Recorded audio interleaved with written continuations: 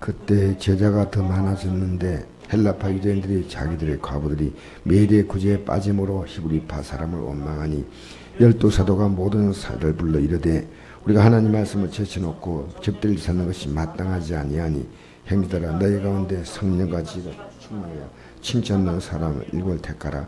우리가 이 일을 그들에게 맡기고 우리는 오로지 기도하는 일과 말씀 사기에 힘쓰려 하니 온 무리가 이 말을 기뻐하며 믿음과 성령이 충만한 사람 스데반과 또 빌립과 브로고로와 니가노르와 디몬과 바메나와 유대교에 입대했던 안디옥 사람 니골라를 택하여 사도 앞에 세우니 사도들이 기도하고 그들에게 안수하니라. 하나님 말씀이 점점 왕성하여 예루살렘 제자의 수가 더 심히 많아지고 허다한 재성의 무리도 이도에 복종하니라. 아멘.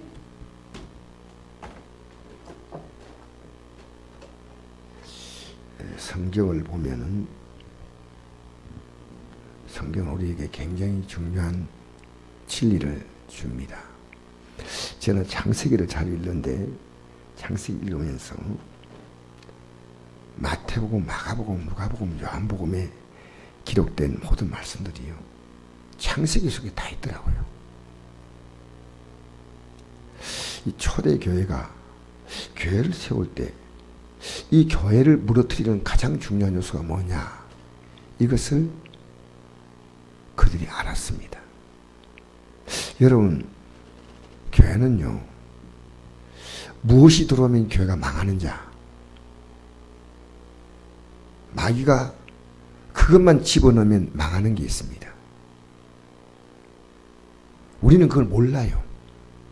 그게 분쟁입니다. 절대로 자신은 분쟁이라고 생각하지 않습니다. 다 옳다고 생각하는 거예요. 근데 초대교회가 이것을 원천봉쇄했습니다. 어떤 이유든 이게 진리에 역행되는 것이 아닌 것 같으면요 분쟁이 생기면 안 돼요. 나도 옳고 너도 옳고 다 옳은 거예요. 한식이나 양식이나 밥 먹는 건 마찬가지인데 양식은 식사로 인정하지 않는 경우도 있습니다. 제가 옛날에 그랬거든요. 양식을 먹으면 어때요? 한 번은 이강신 목사님이 나보고 이래요. 식사하셨습니까? 하니까 뭐 했어. 그래 뭐 드셨으니까 빵 먹었어요. 빵 먹었다고 하더라고. 빵이 식사가 됩니까? 하니까 먹으면 되지 뭐 어때? 저는 그 말이 이해가 안 됐어요. 왜? 식사는 밥을 먹어야 한다는 거예요.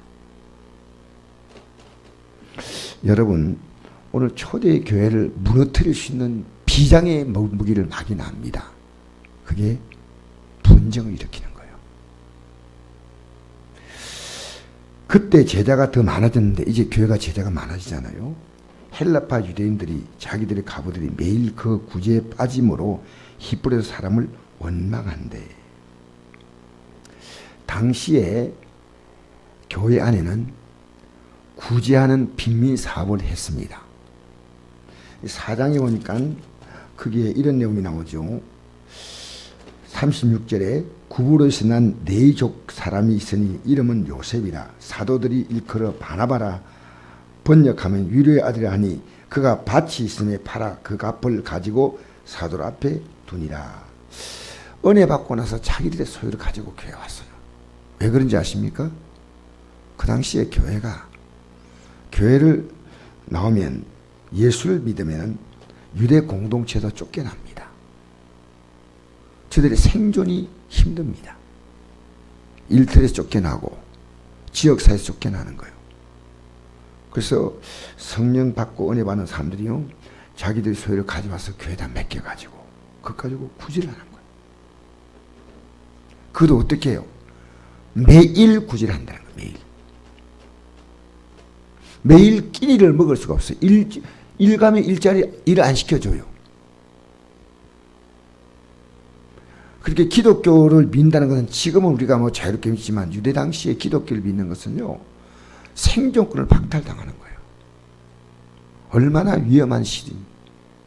그러니까 하나님은 가진 자에게 그것을 가지고 하나님께 하나님 성전에 바치면은 이 가지고 매일 구제했는데 제가 이 신학적으로 볼 때 그 당시에 극빈자에게는 매주 금요일마다 14끼의 그 식사비를 돈을 더 주었다 그래요.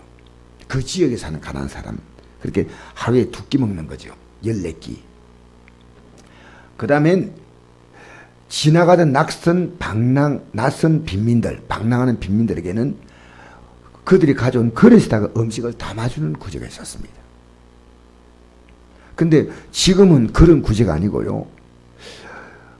매일 구제하니까 바로 그 교회 안에 공동체 가운데서 정말 생활이 힘든 분들이 있습니다.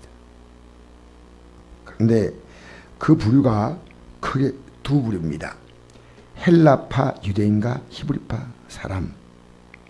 이 말은 유대인들이 디아스포라 그래가지고 바벨론 이 침공했을 때, 아수라 침공했을 때 유대인들이 흩어졌어요.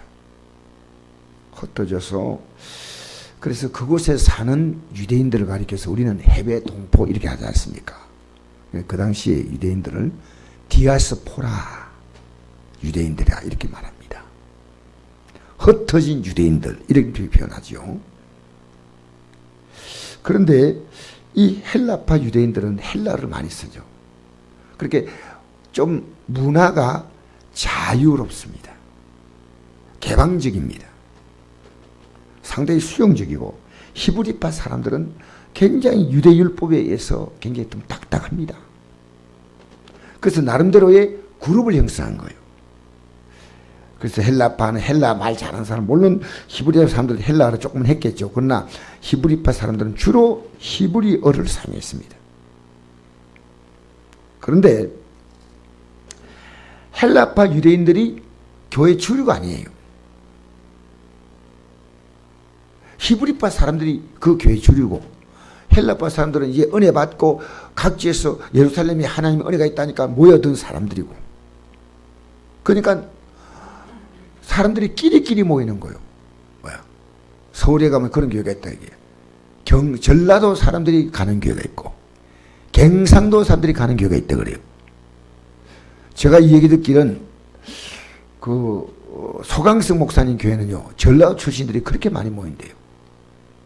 그분이 전라도 출신이거든요. 그래서 남진이라고 하는 영화 가수도 그 교회 장로예요.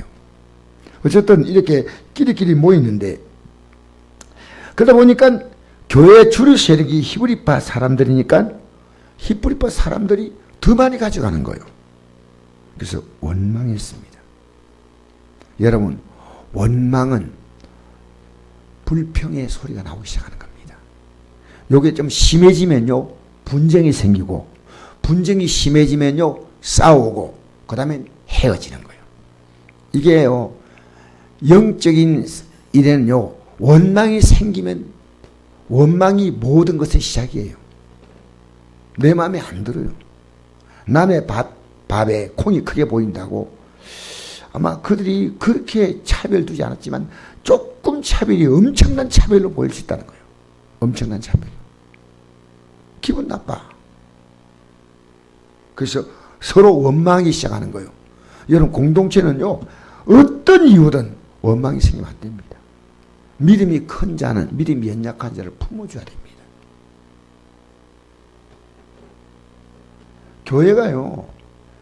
교회가 영적으로 추락하는 것은 순식간이에요.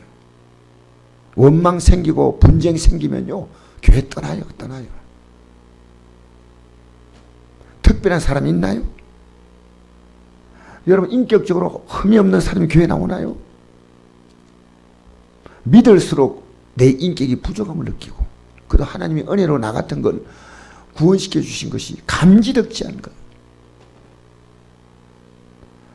남을 판단하는 사람은 자기 눈에 있는 들보를 못 본다 하지 않습니까?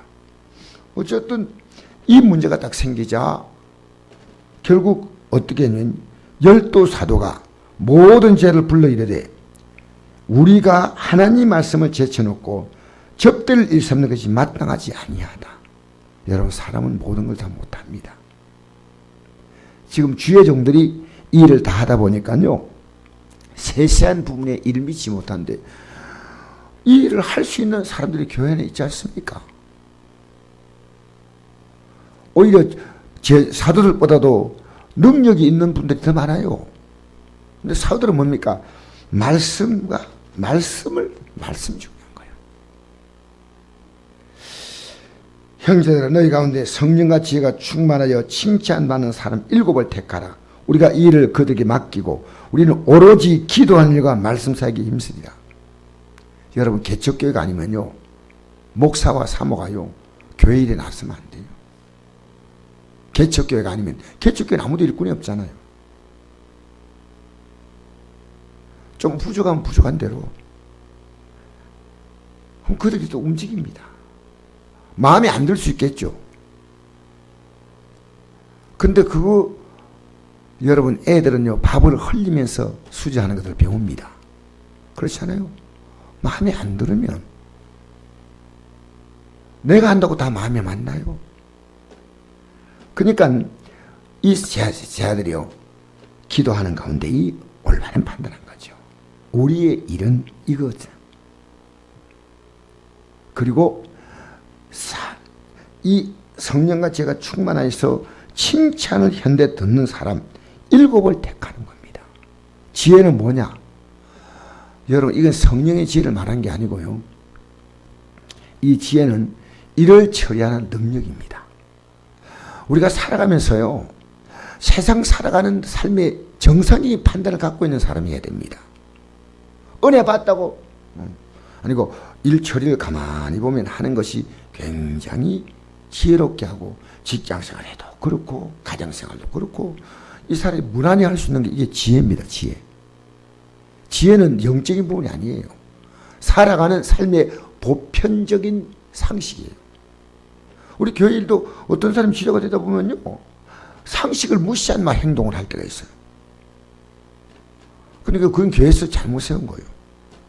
지혜가 충만하고, 그 다음에 성령은요, 문제가 생겨도 하나님의 은혜가 있으면요 다 덮고 나갑니다. 이게 성령입니다. 예? 이게 지혜만 충만하면요 지혜와 지혜끼리 충돌합니다. 나도 옳고 니도 옳은 거예요. 오늘 메뉴 뭐 만들겠냐 하면 사람마다 다 생각이 있습니다. 그러면 적당히 서로 양보하고, 그렇죠? 어쨌든 이 일에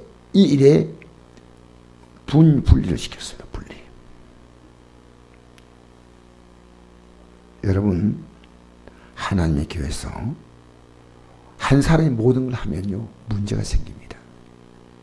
목사도 나서서 다 하면 안 됩니다. 그 교회가 그건 비정상 교회입니다. 제가 할 수 있는 그 분야만 하고 또 다른 분이 부족해도 하고, 이래서 교회는 아름답게 지체가 되어서 그 역할을 감당하는 거예요. 저는 우리 성곡교회가요 이 질서가 서기를 바랍니다. 이 아름다운 질서. 그래서 어떻게 목표가 뭐냐면 평안한 겁니다. 평안한 겁니다. 그러면 부흥이 일어납니다. 사랑하는 성도 여러분, 그래서 온 무리가 이 말을 기뻐해서 믿음과 성령이 충만한 사람, 스데반 뭐 쭉 해가지고 7사람 택하지요. 그러니까 7절에 보니까 하나님 말씀이 점점 왕성하여, 이제 사도들이 해야 될 분류 가운데서 많은 부분을 떼고 보니까요 말씀이 왕성해지는 거예요. 제가 하는 이 하는 일을 많이 빼면요 말씀과 기도하는 일들이 많아져요. 그래서 우리는 그 분야의 전문이 돼야 돼. 저나 사모나 그 분야의 전문이 돼야 돼. 말씀과 기도에 전문해야지 다른 데 진액 다 빼버리면 안 돼. 교회는요 이 질서가 있어야 됩니다. 그래서 성경에는요, 제가 일찍 일어나서 이 성경을 제가 펴면서 보니까요, 영적인 문제는 다 분쟁이 있는 거예요. 분쟁. 그 분쟁을 지혜롭게 해결하는 거예요. 아브라함이 분쟁이 생기니까 롯과 자 우리 다투지 말자 헤어지는 거예요. 이삭이 우물 때문에 그 주민들이 와가지고 우리 거다 하고 막 다투니까요 그냥 죽어버렸어. 그냥 안 다투. 나중에는 아비멜렉과 비골이 와가지고 우리하고 화해하자. 당신 보니까 보통 사람이 아니다. 분쟁. 야곱은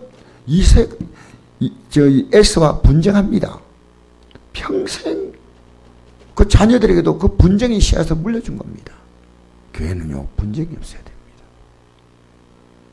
교회는 어떤 합리적인 이유가 있더라도 분쟁하면 안 돼요. 여러분 가정이요, 분쟁하지 않기 바랍니다. 참아줘야 돼요. 그래서 세상은 목소리 큰 사람이 이기지만 교회는요, 분쟁할 것을요 끌어안고 분쟁하지 않도록 만드는 게 그 교회는. 이 세상은 다릅니다. 이 세상은 자꾸만 분쟁합니다. 정치권 분쟁하고 노사 간에 분쟁하고 우리 사회가요 분쟁으로 가득합니다. 다투는 여인과 같이 사는 것보다도 홀로 사는 것이 낫다. 분쟁이 얼마나 우리의 가정에 큰 불씨가 있는지 모릅니다. 초대교회가 영적으로 정확한, 여러분 예수님께서 귀신을 쫓아내고 하니까요 귀신의 힘을 입어서 쫓아낸다 그렇게 했거든요. 예수님. 그래서 스스로 분쟁하면 망하는데, 귀신도 분쟁하면 그거 망하는데, 귀신 나라도 그것도 안다. 귀신도 자기들끼리 똘똘 뭉친다. 여러분, 여러분의 가정이 좀 불편해도 분쟁하지 않기 바랍니다. 선곡교회가요 분쟁이 없는 교회가 되어야 됩니다. 그 어떤 이유든 합리성 교회되지 않습니다. 저는 여러분에게 이런 말씀 드리고 싶어요. 목사가 분쟁을 일으키면 목사는 교회 떠나야 됩니다. 나는 분명히 여러분에게 오늘 이 아침에 선포하는데요, 제 때문에 그 어떤 분쟁이 나면요 저는 교회를 소리를 떠납니다. 왜?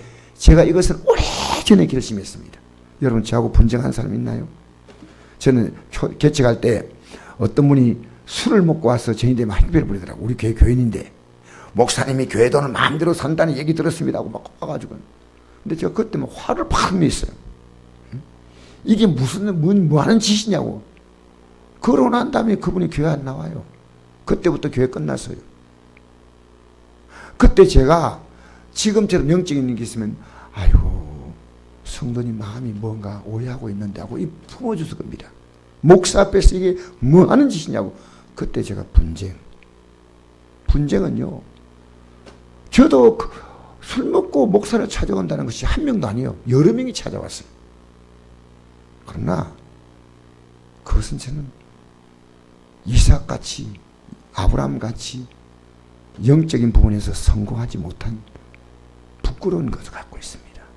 우리는요 분쟁하지 맙시다. 할렐루야. 여러분 사람이 사람을 못 바꿉니다. 하나님이 사람을 바꿉니다. 저는 우리 선곡교회가 분쟁이 없는 교회. 그래서 제가 선포합니다. 전 지금까지 분쟁하지 않았습니다. 우리 지방에도 가면 분쟁하지 않고, 안동시연 앞에 가도 제가 분쟁하지 않고, 제가 이번에 검찰 시민위원회 가가지고 한마디 하려고 갔는데 하나님께서 그걸 딱 막으시는 거예요. 하는 게 제가 참 마음에 안 들어서 이번에 딱 하려고 했는데, 아 하나님께서 이걸 막으시는구나. 하지 말아야 되겠다.